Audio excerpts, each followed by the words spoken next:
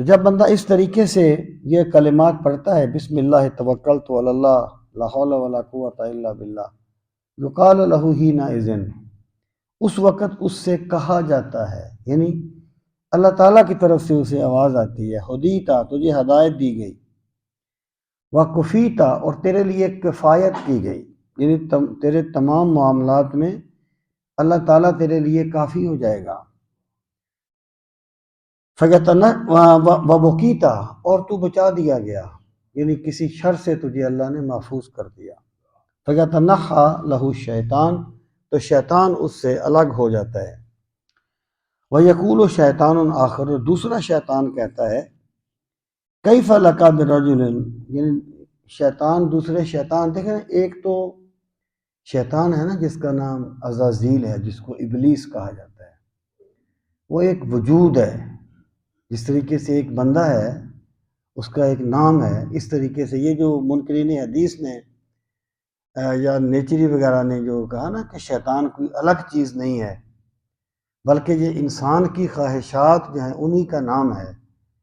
یہ انہوں نے میں سمجھتا ہوں کفریہ بات کہی ہے، کیونکہ قرآن مجید میں جگہ جگہ یہ بیان کیا گیا ہے کہ شیطان نے یہ کہا، شیطان نے یہ کہا، اور حضرت آدم کی تخلیق کے وقت جو مکالمہ ہے، اس وقت تو کوئی ایسا انسان تھا ہی نہیں،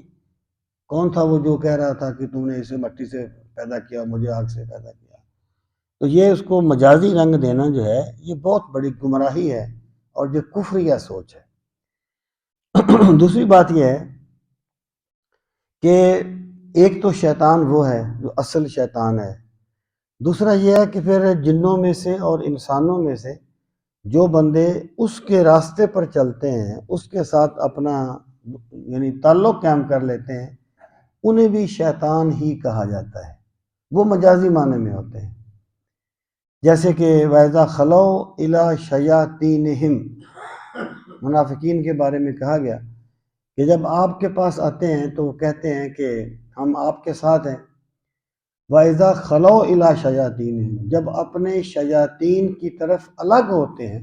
تو پھر یہ کہتے ہیں، اب وہ شیاطین کیا تھے؟ ان کے ساتھی، یہاں شیاطین کن کو کہا گیا؟ ان کے ساتھیوں کو۔ اس طریقے سے سورہ ناس میں فرمایا گیا کہ وہ جنوں میں سے ہو، من الجنۃ والناس، میں شیطان کی پناہ مانگتا ہوں، وہ جنوں میں سے ہو یا انسانوں میں سے ہو۔ تو یہ جو ہے نا کہ پھر دوسرا شیطان اسے کہے گا، اس سے یہ مراد ہے کہ جنوں میں سے جو جنہیں اپنے آپ جو اس کے طریقے پر چلا اور اسے بھی شیطان کہہ دیا گیا تو وہ اسے کہے گا۔